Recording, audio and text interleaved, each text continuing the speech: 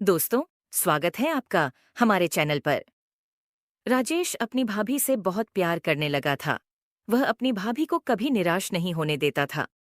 मोना भी अपने देवर से इतना प्यार करती थी कि मौका मिलते ही उसके आगे घोड़ी बन जाती थी।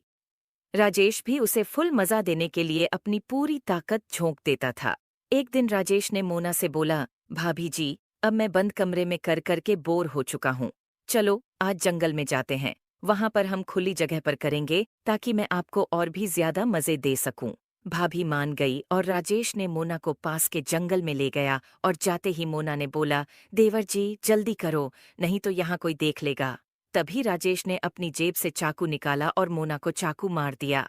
मोना कुछ समझ पाती इससे पहले ही गुस्से से आग बबूला। राजेश ने चाकू से उसके शरीर को बुरी तरह से छलनी कर दिया था। दोस्तों, जब मोना राजेश को मजा देने के लिए ही आई थी, तो राजेश ने उसे ऐसी सजा क्यों दी थी? सभी सवालों का जवाब आपको इस वीडियो में मिल जाएगा, इसीलिए वीडियो को पूरा देखें। दोस्तों, चढ़ती जवानी और हवस की यह कहानी एक मोहल्ले के रहने वाले दो भाई सुरेश और उसका छोटा भाई राजेश की है। माता पिता तो बचपन में ही उन्हें छोड़कर ऊपर चले गए थे। माता पिता के जाने के बाद सुरेश ने अपने छोटे भाई को बहुत लाड प्यार से पाला था। सुरेश ने मोहल्ले की ही मोना नाम की लड़की से शादी कर ली थी, लेकिन शादी के 1 साल बाद ही वह ज्यादा कर्ज लेने की वजह से अचानक घर से भाग गया था। बड़े भाई के भाग जाने के बाद छोटे भाई ने अपनी भाभी का पूरा ख्याल रख रहा था। उसने अपनी भाभी को आश्वासन देते हुए कहा कि भाभी जी, आप चिंता मत करना, मैं भैया को एक न एक दिन जरूर ढूंढ कर लाऊंगा। जब तक भैया वापस नहीं आ जाते, आपको किसी भी तरह की कोई दिक्कत नहीं आने दूंगा।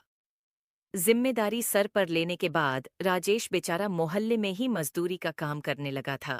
धीरे धीरे समय का पहिया आगे बढ़ता गया और सुरेश को गायब हुए कई साल हो गए थे। तभी एक दिन मोना ने राजेश से बोली, सुनो देवर जी, आप मेरा ख्याल तो अच्छे से रखते हो, मेरी हर जरूरत को पूरा करते हो, लेकिन अब मेरा खेत पूरी तरह से बंजर पट्टी टिच चुका है। इसका क्या करूं? अगर आपको बुरा ना लगे तो कभी कभार इसमें अपना ट्रैक्टर चला दिया करो।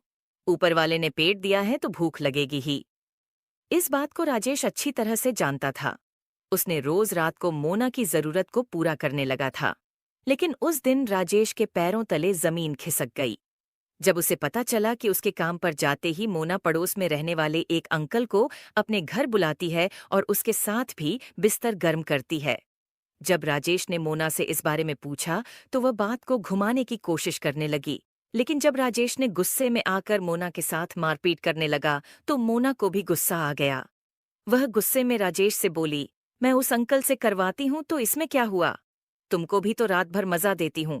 जब तुम्हारा काम हो रहा है तो तुम अपने काम से काम रखो। और हाँ, अगर ज्यादा बोलोगे तो मैं तुम्हें देना बंद कर दूंगी। तब तुम अपने हाथ से काम करना, और वैसे भी वो अंकल तुमसे कई गुना ज्यादा मजे देते हैं। ये सुनकर राजेश तो एकदम हैरान रह गया। रोहित तो अपनी भाभी को खुश रखने के लिए दिन भर मजदूरी करता था। इसके बावजूद भी वह किसी और की बाहों में चली गई। ये सोच सोच कर उसके दिल में आग लगने लगी थी।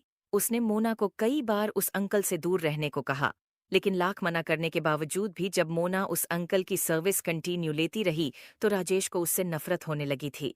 तभी एक दिन राजेश ने अपनी भाभी मोना को बहला फुसलाकर जंगल में ले गया और वहां उसका मर्डर कर दिया।